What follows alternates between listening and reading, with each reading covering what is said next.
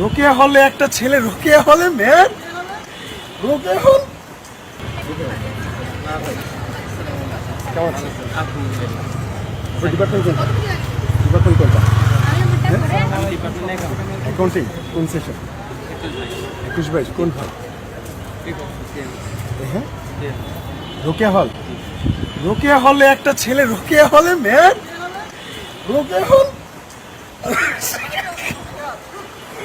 আপনি রোকেয়া হলে কেন থাকবেন? রোকেয়া হলে মেয়েরা থাকে। ঢাকা বিশ্ববিদ্যালয়ের আপুরা, আমি দুঃখ প্রকাশ করছি যে আমাদের এই ভাই কেন রোকেয়া হলে থাকে। আপনারা কেন এটার প্রতিবাদ করেন না? আমরা আসলে লজ্জা পাইতেছি যে প্লিজ আপু আপনাদের কাছে রিকোয়েস্ট করবো, এটা হচ্ছে বাংলাদেশ জাতীয়তাবাদী ছাত্র দলের হাসিবুর রহমান সাকিবকে সদস্য পদে, হ্যাঁ ওনারা হচ্ছে ভোট চাইতেছে। আপনার আসলে ইনস্টিটিউট কোনটা? আসলে ইনস্টিটিউট কোনটা? আসলে কোন কলেজ? কোথা থেকে আসছেন? ঢাকা কলেজ। তো এই ঢাকা কলেজ, কিন্তু আপনি রোকেয়া হল কেন বললেন? রোকেয়া হল তো মেয়েদের হল, রোকেয়া হলে থাকা যায় না, যাবে না, রোকেয়া হলে থাকা যাবে না। ঠিক আছে, আপনার নাম কি? মনিরুজ্জামান ভাই, এখানে আরেকজন ছিল, পালাইছে।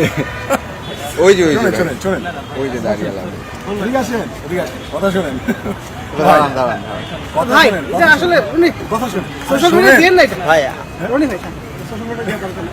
ডাকসু নির্বাচনে ভোটার কি ঢাকা কলেজের শিক্ষার্থীরা?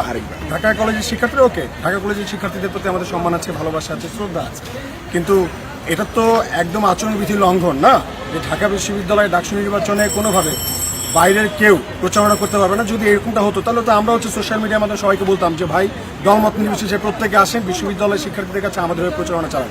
আমরা তো এটা করি নাই, কিন্তু যে ছাত্র দলের বাইরে যে কাজটা করতেছেন এটা কিন্তু অন্যায়, আচরণবিধি লঙ্ঘন। এর আগে কয়েকজনকে দেখেছি, এইটা দেখলাম, আরও কয়েকজনকে দেখা যাচ্ছে।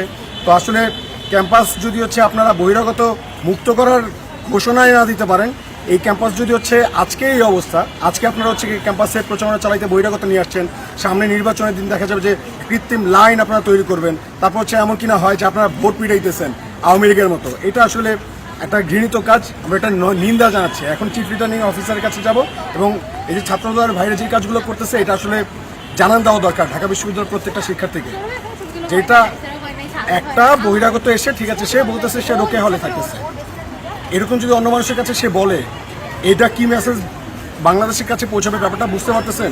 ঢাকা বিশ্ববিদ্যালয়ের শিক্ষার্থী হিসেবে আমরা এই ব্যাপারগুলো চাচ্ছি না। এটা আমাদের বোনেদেরকে অসম্মান করা হয় যে আপনারা যারা ছাত্র দলের ভাইরা আছেন এই ব্যাপারটা একটু সতর্ক থেকে আমাদের বোনদেরকে অসম্মান করা। দৈনিক বাংলাদেশ মিডিয়া, সত্যের সন্ধানে সারাক্ষণ।